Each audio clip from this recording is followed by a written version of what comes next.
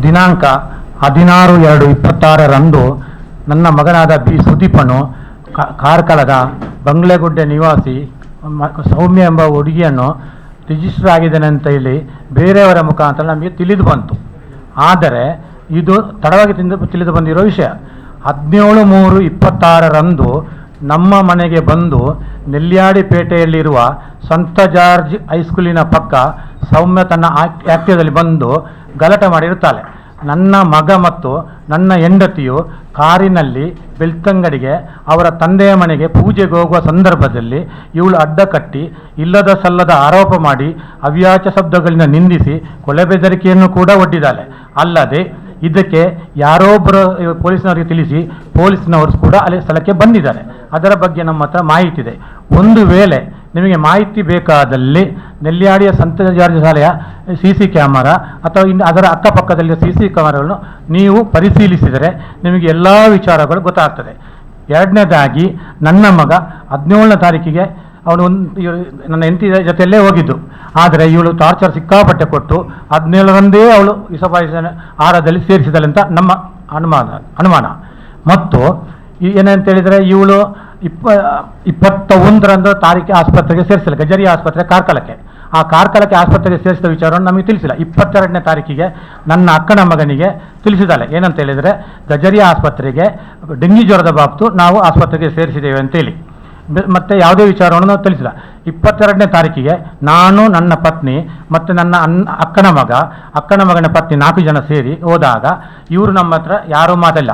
ಆಸ್ಪತ್ರೆಯಲ್ಲಿ ನನ್ನ ಮಗ, ಸೌಮ್ಯಳ ತಾಯಿ, ಸೌಮ್ಯಳ ತಂದೆ, ಸೌಮ್ಯಳ ತಮ್ಮ ಇದ್ದರು, ಇಷ್ಟು ಜನ. ಆಮೇಲೆ ಸ್ವಲ್ಪ ಒಂದು 10 ನಿಮಿಷ ನಂತರ ಸುದೀಪನನ್ನು ಸೌಮ್ಯಳ ತಾಯಿ, ಸೌಮ್ಯಳ ತಮ್ಮ ಬೇರೆ ಆಸ್ಪತ್ರೆಗೆ ಕರ್ಕೊಂಡು ಹೋದ್ರು. ನಮ್ಮ ಹತ್ರ ಮಾತಾಡೋಕ್ಕೆ ಅವಕಾಶ ಕೊಟ್ಟಿರಲಿಲ್ಲ. ಇದಕ್ಕೂ ಬೇಕಾದರೆ ಅಲ್ಲಿಯ CC ಕ್ಯಾಮರಾವನ್ನು ನೀವು ಪರಿಶೀಲಿಸಬಹುದು. ಆಮೇಲೆ ನಮಗೆ 22ನೇ ರಾತ್ರಿ ಸಾಧಾರಣ ಒಂದು 12 ಗಂಟೆ ನಂತರ ನನ್ನ ಅಕ್ಕನ ಮಗನಿಗೆ ವಾಪಸ್ ಕಾಲ್ ಮಾಡಿ ಹೀಗೆ ಅವನಿಗೆ ಚಿಕಿತ್ಸೆ ಇಲ್ಲಿ ಆಗೋದಿಲ್ಲ, ಒಂದು ಉಡುಪಿ ಕರ್ಕೊಂಡು ಹೋಗಬೇಕು, ಇಲ್ಲಾಂದರೆ ಮಂಗಳೂರು ದೇರಳಕಟ್ಟೆ ಕರ್ಕೊಂಡು ಹೋಗಿ ಅಂತ ಹೇಳಿದರಂತೆ. ಆವಾಗ ನಾನು ಒಂದು ಹೇಳಿದೆ, ಏಕೆಂದರೆ ನಮಗೆ ರಿಜಿಸ್ಟರ್ ಆಗಿದ್ದಂತೂ ಬಿಲ್ಕುಲ್ ನಮಗೆ ಗೊತ್ತಿಲ್ಲ. ಆಗ ನಾವು ಸಡನ್ನಾಗಿ ನಾವು ಏಕಾಕಿ ಕರ್ಕೊಂಡು ಹೋಗಿದ್ದರೆ ನಮಗೆ ಸಮಸ್ಯೆ ಆಗ್ಬೋದು.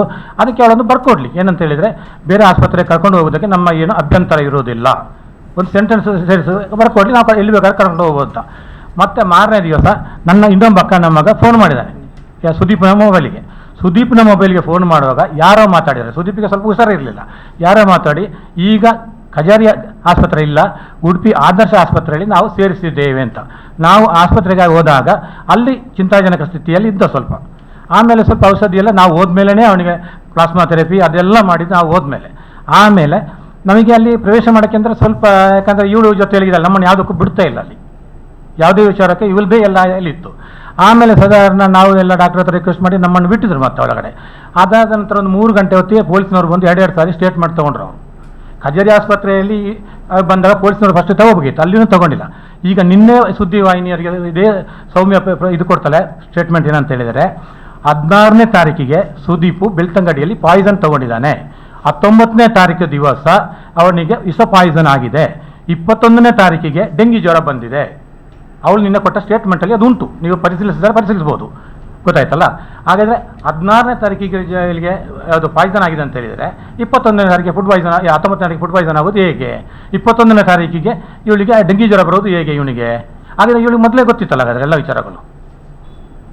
ಯಾವುದು ನಿನ್ನ ಪ್ರೆಸ್ ಮೀಟಲ್ಲಿ ಇದು ಉಂಟು ಪಾಯಿಂಟಲ್ಲಿ ಅವಳೇ ಹೇಳಿದ್ದಲ್ಲ, ನಾವು ಹೇಳಿದ್ದಲ್ಲ. ಆಮೇಲೆ ಇನ್ನೇನಂತ ಹೇಳಿದರೆ ಇದಾಯಿತು, ಅಲ್ಲಿ ನಾವು ಆದರ್ಶ ಆಸ್ಪತ್ರೆಗೆ ಹೋದೆವು. ಅಲ್ಲಿ ಇದು ಮಾಡಿದ್ವು. 3:30 ಗಂಟೆ ನಂತರ ಅಲ್ಲಿ CC ಕ್ಯಾಮ್ರಾದಲ್ಲಿ ಅದು ಸಿಗ್ತದೆ. 3:30 ಗಂಟೆ ನಂತರ ಸೌಮ್ಯಳ ತಮ್ಮ, ಸೌಮ್ಯಳ ತಂದೆ ಅಲ್ಲಿಂದ ಪರಾರಿಯಾಗಿದ್ದಾರೆ. ಆವಾಗ ನಾನೊಬ್ಬ ತಂದೆಯಾಗಿ ಏನು ಮಾಡಬೇಕು? ಸುದೀಪನಿಗೆ ಚಿಕಿತ್ಸೆ ಕೊಡಿಸ್ಬೇಕಾ ಬೇಡವಾ? ನೀವೆಲ್ಲ ತಿಳಿದವರು. ಹಾಗಾಗಿ ನಾವು ಡಾಕ್ಟ್ರು ಎಲ್ಲ ಏನು ಮಾಡಿದ್ರು, ನಮ್ಮ ಹತ್ರ ಇರೋದು 50%. ಆಗಲೇ ಲಿವರ್ಗೆ ಡ್ಯಾಮೇಜ್ ಬರ್ತಾ ಉಂಟು, ನೀವು ಮಂಗಳೂರಿಗೆ ಇದಕ್ಕೆ ಕರ್ಕೊಂಡು ಹೋಗಿ ಅಂದರು. ನಮ್ಮ ಮಾನವೀಯತೆಯಿಂದಾಗಿ ಮತ್ತು ನನ್ನ ಮಗ ಎಂಬ ದೃಷ್ಟಿಯಿಂದ ನಾನು ಕರ್ಕೊಂಡು ಹೋಗಿ 100ಕ್ಕೆ 100 ಸತ್ಯ. ಮಂಗಳೂರು ಕೊಡೆಯಲ್ಬೈಲ್ನಲ್ಲಿರುವ ಏಣುಪೈ ಹಾಸ್ಪಿಟ್ಲಲ್ಲಿ ಸೇರಿಸಿದೆ. ಡಾಕ್ಟರ್ ಹತ್ರ ಒಂದು ಮಾತು ಹೇಳಿದೆ, ಖರ್ಚನ್ನು ನಾವು ನೋಡ್ತೇವೆ, ಆ ಟ್ರೀಟ್ಮೆಂಟು ನೀವು ಮಾಡಿ, ಅದರ ಬಗ್ಗೆ ಯೋಚನೆ ಮಾಡಬೇಡಿ ಅಂತ. ಅದಕ್ಕೆ ನಾವು ಖರ್ಚು ಮಾಡಿದ್ದು. ಅವರು ಹೇಳಿದರು, ನೀವೆಲ್ಲೇ ಕರ್ಕೊಂಡೋಗಿ, ಲಿವರ್ಗೆ ಡ್ಯಾಮೇಜ್ ಆದಮೇಲೆ ಏನು ಮಾಡೋಕ್ಕಾಗೋದಿಲ್ಲ. ಇದು 5-6 ದಿವಸ ಆಗಿದೆ. ಇನ್ನೇನಂತಂದರೆ 17/3ರಂದು ಇವಳು ಮತ್ತು ಇವಳು ಹೋಗುವಾಗ ಇವಳಿಗೆ ಆ ಸೌಮ್ಯವನ್ನು ಎಳೆದಾಕಿ ಈ ಕಾರ್ನ ಮುಂದ್ಗಡೆ ಕೂತಿದ್ರು ಇವ್ರು ಇಬ್ಬರೇ ಹೋಗುವಾಗ. ಆಗ ಇವನು ಹಿಂದೆ ಕೂರಿಸಿ ಏನೆಲ್ಲ ಇದು ಮಾಡಿದಾಳೆ. ಅದಕ್ಕೆ ಇದು ಉಂಟು, ಯಾವುದು CC ಕ್ಯಾಮ್ರಾದಲ್ಲಿ ಎಲ್ಲ ಉಂಟದು.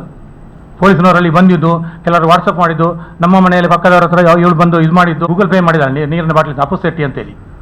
ಎಲ್ಲ ಥರದ ನಮಗೆ ಹಿಂಸೆ ಕೊಟ್ಟಿದ್ದಾಳೆ ಅವಳು. ಮತ್ತು ಮದುವೆ ವಿಚಾರದಲ್ಲಿ ಫಸ್ಟಿಗೆ ಒಬ್ಬನನ್ನು ಮದುವೆ ಆಗಿದ್ದಾಳೆ, ಡೈವರ್ಸ್ ಆಗಿದೆ. ಎರಡನೇ ಸಂಜಯ್ ಕುಮಾರ್ ಅಂತ ಇರಬೇಕು, ಅವನ ಮೇಲೆ ಇವಳು ಕಂಪ್ಲೇಂಟ್ ಕೊಟ್ಟಿದ್ದಾಳೆ ಪೊಲೀಸ್ ಸ್ಟೇಷನ್ ಇದರಲ್ಲಿ, ಪಾಂಡವೇಶ್ವರ ಪೊಲೀಸ್ ಸ್ಟೇಷನ್ದಲ್ಲಿ. ಹೀಗೆ ಅವರ ತಂದೆ ತಾಯಿ ನನಗೆ ಚಿನ್ನ ಎಲ್ಲ ನಮ್ಮದು ದೋಚಿದ್ರು, ಏನೆಲ್ಲ ಹಿಂಸೆ ಕೊಟ್ಟಿದ್ದಾರೆ ಅಂತ. ಅದು ಕೋರ್ಟ್ ನಡೀತಾ ಇತ್ತು. ಮೊನ್ನೆ ಜನವರಿ 14/1/26 ಜಡ್ಜ್ಮೆಂಟ್ ಆಗಿದೆ ಅದು. ಆದರೆ ಡೈವರ್ಸ್ ಆಗಿಲ್ಲ ಇನ್ನು ಅದರಲ್ಲಿ. ಮತ್ತು ಇವರು ಈಗ ಬಂದಿದ್ದಾರೆ, ಇವರು ಅವರು ಕಡೆಯವರು ಯಾರು ಸೌಮ್ಯದಿಂದ ನೊಂದವರು ಇವರು. ಇನ್ನೂ ಸುಮಾರು ಜನರಿಗೆ ಇವರಿಗೆ ತೊಂದರೆ ಆಗಿದೆ. ನಮ್ಮಂತೂ ಒಂದು ಜೀವ ಹೋಗಿದೆ, ಅದಕ್ಕೆ ಹೋದ ಜೀವ ಮತ್ತೆ ಮರಳಿ ಬರುವುದೇ ಇಲ್ಲ ಯಾವುದೇ ಕಾರಣಕ್ಕೂ. ಆದರೆ ನಮ್ಮಂಥ ತಂದೆ ತಾಯಿಗೆ ಇನ್ನು ಯಾವುದೇ ಕಾರಣದಿಂದ ಅವಳಿಗೆ ಅನ್ಯಾಯ ಆಗಬಾರ್ದು ಅಂತೇಳಿ ನಿಮ್ಮ ಹತ್ರ ಕೈ ಮುಗಿದು ಕೇಳ್ತೇನೆ. ನಿಮಗೂ ಮಾನವೀಯತೆ ಇದೆ, ನಮಗೂ ಮಾನವೀಯತೆ ಇದೆ. ಇವತ್ತಿದ್ದ ಮನುಷ್ಯ ನಾಳೆ ಇರುವುದಿಲ್ಲ. ಆದರೆ ಸೌಮ್ಯಲಂಥ ಹುಡುಗಿ ಇನ್ನು ಮುಂದೆ ಯಾರಿಗೂ ಅವಳ ಅನ್ನಿ ಟ್ರಾಫ್ ಗ್ಯಾಂಗಲ್ಲಿ ಸಿಕ್ಕಾಕೊಂಡು ಒದ್ದಾಡುವಂಥ ಪರಿಸ್ಥಿತಿ ಯಾರಿಗೂ ಬರಬಾರ್ದು, ಯಾವ ಜೀವಿಗೂ ಬರಬಾರ್ದು. ಹಾಗೆ ನೀವೆಲ್ಲ ಇದಕ್ಕೆ ಸಹಕರಿಸಬೇಕು. ನನ್ನ ಮಗನಿಗೆ ಆ ಫೋಟೋ ನೋಡಿದರೆ ನಿಮ್ಗೆ ಗೊತ್ತಾಗ್ತದೆ, ಮೊಬೈಲ್ CC ಕ್ಯಾಮರಲ್ಲಿ ನೋಡಿ ಅವನು ಎಂಥ ಇದರಲ್ಲಿದ್ದ. ಅವತ್ತು ಇವಳು ಬೈಯುವಾಗ ಅವನ ಕಣ್ಣ ನೀರು ಹಾಕಿದ್ದನ್ನು ನೋಡಿ ನೀವು. ಎಂಥ ಇದ್ದವರಿಗೂ ಇವಳಿಗೆ ಗಾಲ್ ಬ್ಲಡರ್ ಅಂತ ಹೇಳಿದರೆ ಪಿತ್ತಕೋಶದ ಕಲ್ಲಿನ ಆಪರೇಷನ್ ಆಗಿದೆ, ಇವಳಿಗೂ ಇದು ಮಾಡಿ ಎಲ್ಲಿ ಹಾಕಿದ್ದಾಳೆ. ಆಗ ರಿಪೋರ್ಟ್ ನೋಡಿ ಇಷ್ಟು ದಪ್ಪ ಇದೆ ತಂದೆಯವೆಲ್ಲ. ಅದನ್ನು ನೋಡಿದರೆ ನಿಮಗೆ ಅರ್ಥ ಆಗ್ತದೆ ಇವಳ ಪರಿಸ್ಥಿತಿ ಹೇಗೆ ಅಂತ. ಆದರೂ ಮಾನವೀಯತೆ ಅವನು ರಿಕ್ವೆಸ್ಟ್ ಮಾಡಿದಂತೆ ಯಾರ ಸೌಮ್ಯನ ತಂದೆ ತಾಯಿ ಹತ್ರ, ನನ್ನನ್ನು ಬಿಟ್ಟುಬೇಡಿ, ಒಂದು ಸರಿ ಬಿಟ್ಟುಬೇಡಿ, ನಾನು ಬಂದು ಮಾತಾಡುವ ಅಂತ. ಆದರೂ ಇವಳು ಬಿಟ್ಟಿಲ್ಲ. ನೀವೇ ಎಲ್ಲರೂ ಇಷ್ಟು ಜನ ಸೇರಿದಾರಲ್ಲ, ನೀವೇ ಇದಕ್ಕೆ ಉತ್ತರ ಕೊಡಿ. ನಮ್ಮ ಹತ್ರ ಇನ್ನೂ ಹೆಚ್ಚಿನ ಮಾತಾಡೋದು ಏನಿದೆ ಇವಳು ಮಾಡುವಂಥ ಒಂದು ಇದಕ್ಕೆ. ಆಮೇಲೆ ನಾವು ಇಲ್ಲಿಗೆ ಪೊಲೀಸ್ ಕಂಪ್ಲೇಂಟ್ ಮಾತ್ರ ನಾವು ಕೊಡುವಾಗ ಸ್ವಲ್ಪ ಲೇಟ್ ಆಗಿದೆ. ಯಾಕಾಗಿದೆ ಅಂತಂದರೆ ಇವಳು ಹೇಳಿದ್ರು ನನಗೆ ತೊಂದರೆ ಆಗ್ತಿದೆ, ಬೇಡ ನನಗೆ ಒಂದು ಮರ್ಯಾದೆಯಲ್ಲಿದೆ. ಇವಳಿಗೆ ನನಗೆ ಮದುವೆಯಾಗಿ 32 ವರ್ಷ ಆಯಿತು. ಈ 32 ವರ್ಷದಲ್ಲಿ ಇವಳು ಪೊಲೀಸ್ ಮೆಟ್ಲು ಹತ್ತಿಲ್ಲ, ತಾಲೂಕಾಸು ಮೆಟ್ಲು ಹತ್ತಿಲ್ಲ, ಯಾವುದೇ ಇದಕ್ಕೆ ಹೋಗಿಲ್ಲ, ಗೊತ್ತಾಯ್ತಲ್ಲ. ಹಾಗೆ ಇವಳು ಸ್ವಲ್ಪ ಮರ್ಯಾದೆಗೆ ಅಂಜಿದ್ಲು. ಹಾಗೆ ನಾನು ಸ್ವಲ್ಪ ಹಿಂದೆಟ್ಟು ಹೊಡೆದಿದ್ದು ಹೌದು. ಸ್ವಲ್ಪ ತಡವಾಗಿ ನಾವು ಕಂಪ್ಲೇಂಟ್ ಕೊಟ್ಟಿದ್ದು 26ನೇ ತಾರೀಕಿಗೆ ಕಾರ್ಕಳ ನಗರದಲ್ಲಿ ನಾವು ಕೊಟ್ಟಿದ್ದು ಹೌದು. ಆದರೆ ಇವತ್ತು ನೋಡಿ ನಮಗೆ ಆದಂಥ ಅನ್ಯಾಯ. ಮೊನ್ನೆ 29 ತಾರೀಕು ಬೆಳಿಗ್ಗೆ 3:09 ಅವನು ತಿರುವುದ. ಇದು ಚಿಂತಾಜನಕವಾದ ಪರಿಸ್ಥಿತಿ. ಅವಳು ಸರಿಯಾಗಿ ಬಂದಿಲ್ಲ. ಆಮೇಲೆ ಇನ್ನೊಂದು ದೊಡ್ಡ ವಿಶೇಷ ಏನಂತ ಹೇಳಿದರೆ, ಇವನ ಮೊಬೈಲನ್ನು ಅವಳೇ ಇಟ್ಕೊಂಡಿದ್ದಾರೆ. ಎಲ್ಲ ಹೆಂಗಸರಿಗೆ ಎಲ್ಲ ಅವರಿಗೆ ಇವ್ರಿಗೆ ಏನೆಲ್ಲ ಮೆಸೇಜ್ ಮಾಡ್ತಿದ್ದಾಳೆ. ಇವು ಪೊಲೀಸ್ನವರು ಅದನ್ನು ಇದು ಮಾಡಿಲ್ಲ, ಇವಳು ಕೊಟ್ಟಿಲ್ಲ, ಏನು ಮಾಡಿಲ್ಲ. ನಮಗೆ ಹೇಗೆ ತೊಗೊಳಕ್ಕಾಗ್ತದಾ? ಇವಳು ಏನಂತ ಹೇಳಿದ್ರೆ ರಿಜಿಸ್ಟರ್ ಮ್ಯಾರೇಜ್ ಆಗಿದೆ ಅಂತ ಸುಮ್ಮನೆ ನಾಟಕಸ್ಲೆ. ಇವಳಿಗೆ ಕೋರ್ಟ್ಗೆ ಆ್ಯಕ್ಚುಲಿ ಸಬ್ ರಿಜಿಸ್ಟರ್ ಆಫೀಸ್ಗೆ ಮೊದಲಾಗಿದ್ದು ವಿಚಾರ ಹೇಳಿಲ್ಲ, ಬೇರೆ ಮದುವೆ ಆಗಿದೆ ಅಂತ. ನಾವು ಮೊಬೈಲ್ ತೊಗೊಳಕ್ಕಾಗ್ತದಾ? ಇವಳ ಹತ್ರ ಉಂಟು, ಕಾರಿನ ಕೀ ಇವಳ ಹತ್ರ ಉಂಟು ಎಲ್ಲ. ಈಗ ಯಾರು ಅದನ್ನು ಇದು ಸೀಸ್ ಮಾಡೋದಿಲ್ಲ. ನಾಳೆ ಹೆಚ್ಚು ಕಮ್ಮಿ ಆದರೆ ಯಾರು ಜವಾಬ್ದಾರಿ ಅದಕ್ಕೆ? ಎಲ್ಲ ನೋಡಿ ಕೋಮ ಸ್ಥಿತಿಯಲ್ಲಿದ್ದಾಗ ಯಾರ್ಯಾರಿಗೆ ಎಂತೆಂಥ ಮೆಸೇಜ್ ಮಾಡಿದಾಳೆ ಇವಳು. ಈಗ ಯಾರೇ ಆಗಲಿ ಒಂದು ಮಾನವೀಯತೆ ಇರಬೇಕು. ಹಣ ಆಗ್ತದೆ, ಇವತ್ತಿರುತ್ತದೆ, ನಾಳೆ ಹೋಗ್ತದೆ. ಆದರೆ ಈ ಥರದ ಒಂದು ದುಷ್ಕೃತ್ಯ ಎಸಗಾಗಬಾರ್ದು ಯಾರಿಗೇ ಆಗಲಿ, ಯಾರಿಗೂ ಅದನ್ನು ನೋವಾಗಬಾರ್ದು. ಅದಕ್ಕೆ ನೀವು ಮಾಧ್ಯಮ ಮಿತ್ರರು, ನಿಮಗೆಲ್ಲ ಗೊತ್ತಿದೆ. ಅದಕ್ಕೆ ಸರಿಯಾದ ಒಂದು ಅವಳಿಗೆ ಶಿಕ್ಷೆ ಆಗುವ ಹಾಗೆ ಮತ್ತು ಸೂಕ್ತ ಒಂದು ಕಾನೂನು ಕ್ರಮ ಆಗುವ ಹಾಗೆ ಸರ್ಕಾರದಿಂದ ಒಂದು ನನ್ನ ಲೆಕ್ಕದಲ್ಲಿ SIT ತನಿಖೆ ಲೆಕ್ಕ ಮುಖ್ಯ. ಆದರೂ ಇದಕ್ಕೆ CBI ಅಥವಾ NIAಗೆ ಕೊಟ್ಟರೆ ಇವೆಲ್ಲ ಅನ್ನಿ ಟ್ರಾಫ್ ಗ್ಯಾಂಗ್ ಫುಲ್ ಹೊರಗಡೆ ಬರ್ತದೆ. ಇದು ಬರೀ ನಮ್ಮ ಕರ್ನಾಟಕ ಜಾಗದಲ್ಲಿ ಆಗ್ತದೆ ಅಥವಾ ಕೇರಳದ ಆಗ್ತದೆ ಅಂತ ನಮಗೆ ಗೊತ್ತಿಲ್ಲ ಯಾವುದು. ಅಂತೂ ಸುಮಾರು ಜನ ಅಮಾಯಕರು ಬಲಿಯಾಗಿದ್ದಾರೆ. ಅಮಾಯಕರಿಗೆ ಬಾಯಿ ಬಿಡ್ತಾ ಇಲ್ಲ, ಎದುರ್ತಾರೆ ಇವಳ ಗ್ಯಾಂಗಿಗೆ ಎದುರಿ.